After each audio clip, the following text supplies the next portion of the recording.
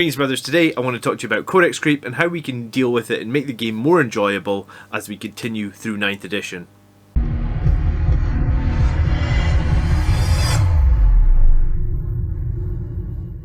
If we're just meeting, I'm John, the Blood Angels Commander, and every week on this channel we do various Blood Angels content. If you'd like to see more videos like this, then please consider subscribing. So today I wanted to break down a little bit about the type of player I am and what I'm doing to try and still enjoy the game as best as I can while playing Blood Angels, although that might be quite frustrating with the current meta. So try to break it down into like 5 main pillars. My pillars for me would be, I like to play at a reasonably fast pace and calculate my turns. I like to play at like a high level and against strong opponents. Obviously I like to win games. I like to play against armies I feel I have a chance to beat. And I also really like to know the strengths and weaknesses of my units. So I'm going to jump into these pillars and then we'll come back with a few other thoughts on how we can get more enjoyment out of 9th edition and also just handle the dreaded Codex creep that we're all experiencing. If you're not fully aware, at tournaments right now, Blood Angels are sitting very, very low. We are the second weakest Space Marine faction and apparently we are just about I think we are the lowest win rate of all the 9th edition codexes at this point. Even Necrons are beating us by about 5%. So let's talk about pillar 1, and that was playing at a reasonable pace. I don't have a whole experience of playing with chess clocks. I've used them at a few tournaments, but you could get a chess clock and you could practice playing even if you're not potentially winning games or being super competitive. The chess clock will help you get used to, you know, making your moves quickly, rolling your dice quickly, doing any math you might need to do in your head, and getting ready and through the turns pretty quickly. Another thing that I really like to do is at the beginning of every turn, I like to look at the battlefield, survey it sort of in like 1 or 2 minutes and try and make an overall plan. You know, and when I talk about that plan, I try and calculate in my head like a reasonable odds of what they might kill. For example, let's say you had Terminators and Sanguinary Guard that are both able to charge, like say a Dreadnought and like another unit, right? You would basically be able to quickly in your head go, well, the Sanguinary Guard are probably not going to kill the Dreadnought because it's -1 damage, so that's going to be a bad charge, so is there another target or something else they could do? The Terminators, yeah, they could kill the Dreadnought with their Thunder Hammers, so maybe is that something they can do? And I like to go around the board before I move anything and quickly go, this would be the plan, this would be optimal, and sometimes you could spend 5-10 minutes doing that, but if you're on a chess clock you need to condense that into like 1 or 2 minutes so you don't eat up too much of your time.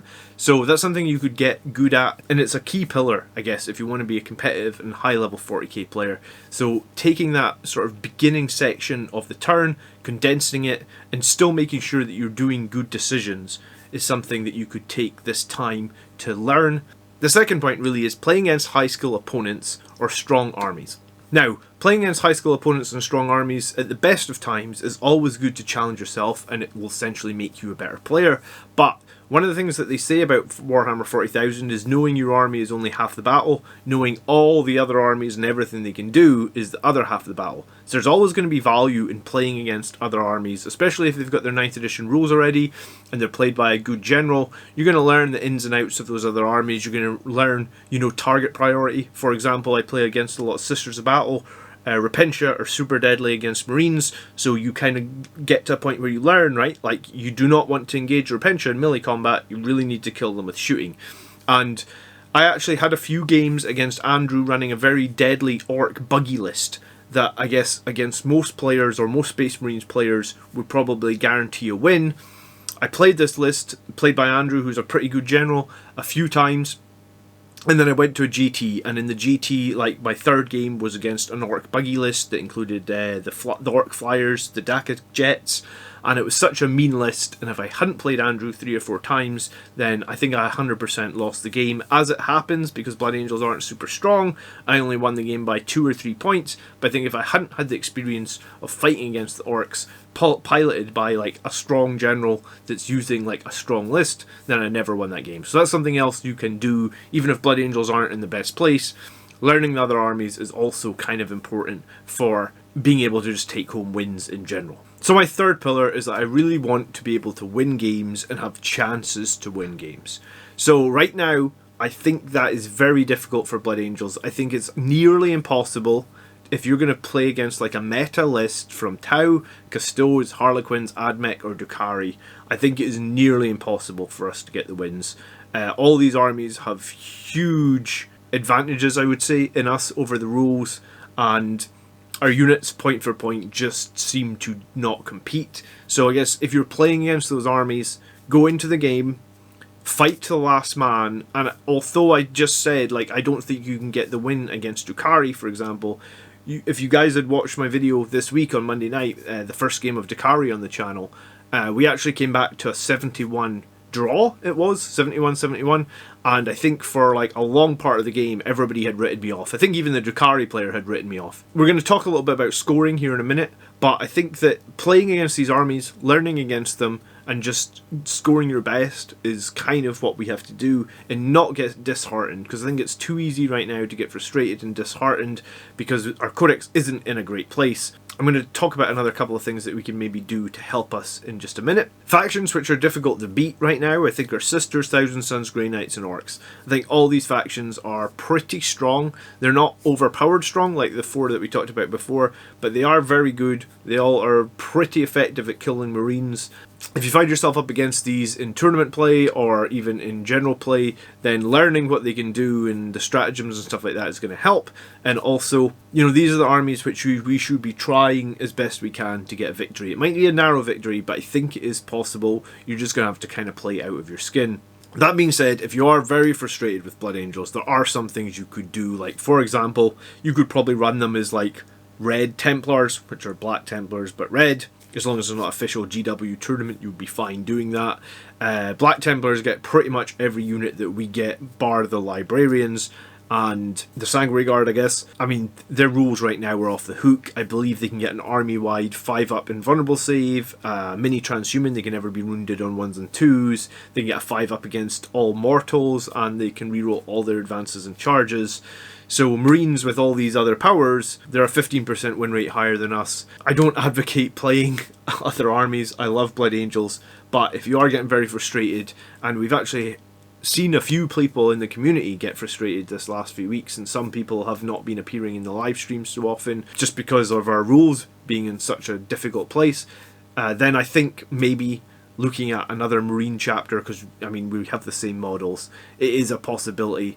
I don't love the idea. When it was first suggested to me, I was really not hot on it at all, because I was like, I'm a Blood Angels player, I love my Blood Angels, but if you're going to tournaments, if you're getting frustrated, if you're not getting the wins, then maybe just looking outside the box. And I guess the only cost to doing that would be like a 15 quid Codex, right? I mean, if enough people want to see it, I could play a couple of Red Templar games on the channel, and we could see just how much better they are than Blood Angels, or they're never better than us in the lore, but unfortunately on the rule side right now I think they probably are a lot better than us, so we could see how much better they are. Let me know if that's something you'd be interested in. And I mean, I'm still for the Emperor, for the glory of Sanguinius, and I may even shout that if I play Red Templars, but regardless, just something that I wanted to make people aware of.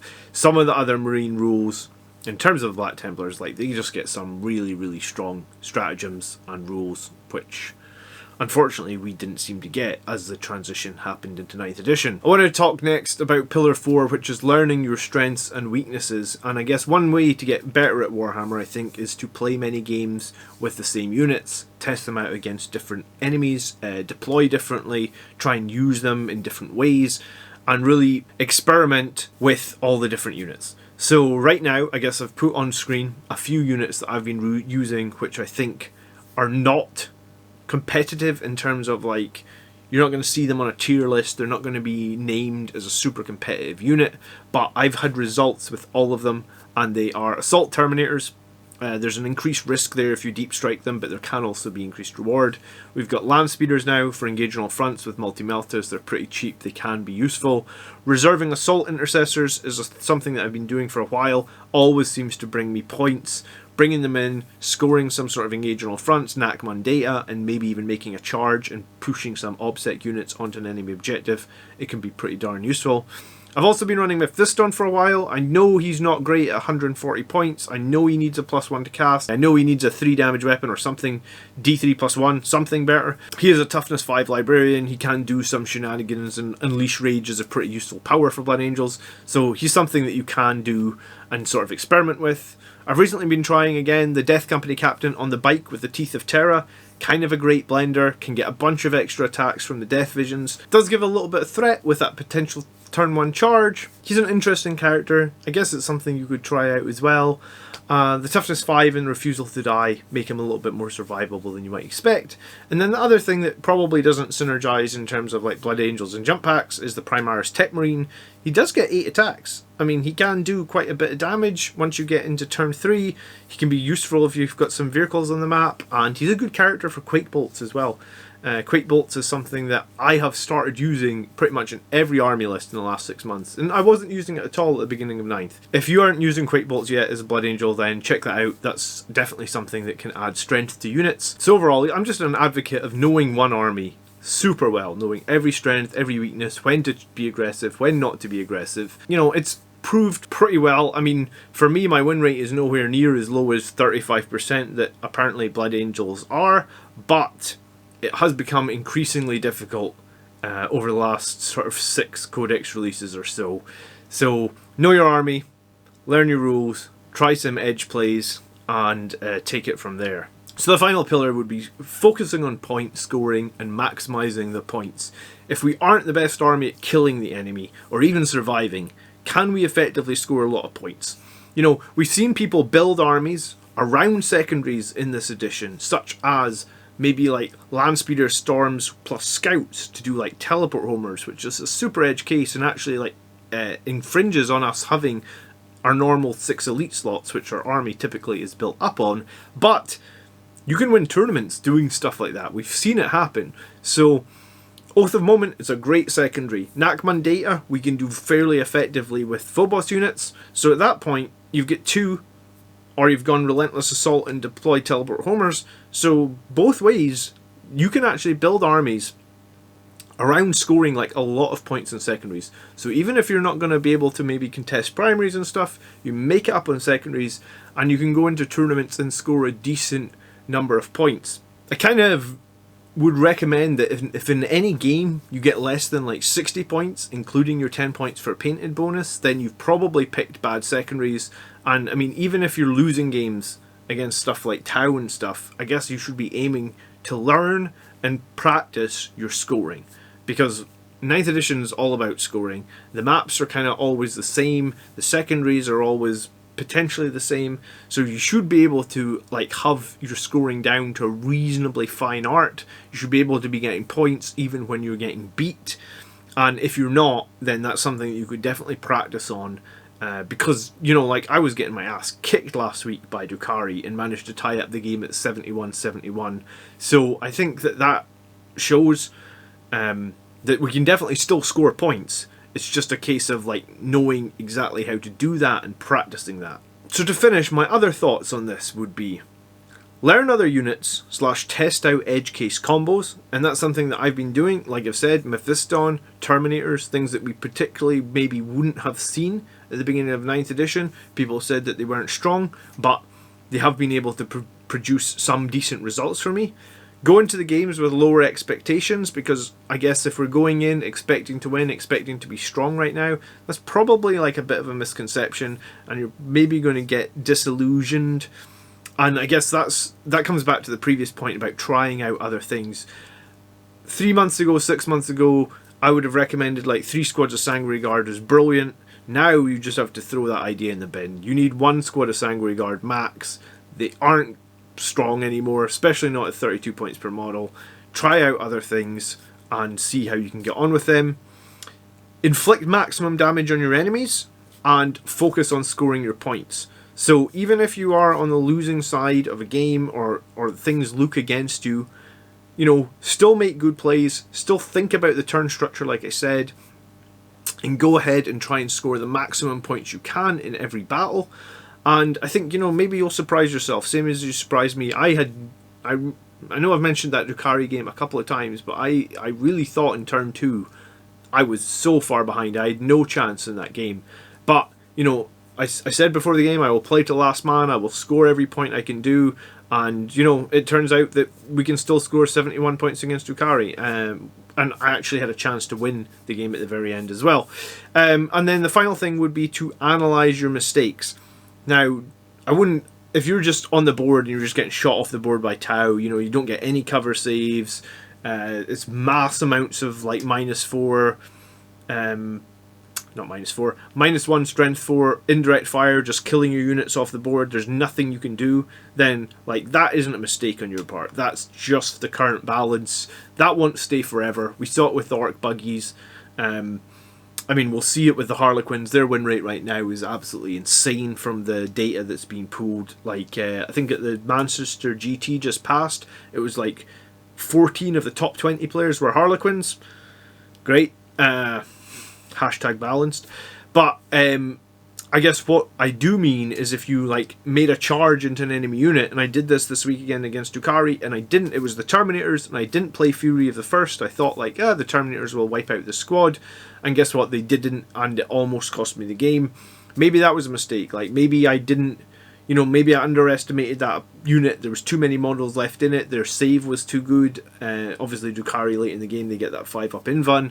So I probably needed to play Fury of the First to get those extra attacks. I had CP in that game, so that would have been a mistake. So analyze things that maybe you could have done better, or you know, things like that like almost changed the game. So that would have been a mistake.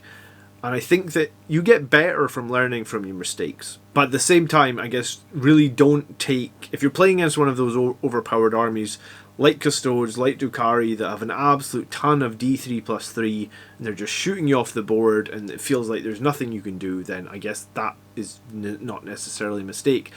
I think Space Marines need a buff to probably all their armoured units, and probably maybe even a buff to some of their better, like, power armored units in terms of survivability, or even a stratagem. Like there's not a single defensive stratagem that we have for Firstborn. Maybe that would be cool. If you enjoyed this video, or you felt it was valuable, you'd like to see more content from me, then please either like this video so it can share to more people, or subscribe. Both are really appreciated. I just wanted to do something different to try and put a bit of positivity into the current situation with Codex creep. I myself have been frustrated about it. The game I had against Tau a few weeks ago, where they're basically wiping my entire squads every single time I try and charge them from Overwatch, is like so demoralizing when my squad costs more in points than their squad costs, and they're killing me in Overwatch, and I need to be in combat to do any damage. I mean, it's tough to be Blood Angels player. But I hope you guys will either ride this journey with me, give it a good chance, and you know, we'll still play against these armies, we'll still see them. There is rumours of a Codex 2.0 of Space Marines coming out this year, so let's keep our fingers crossed for that.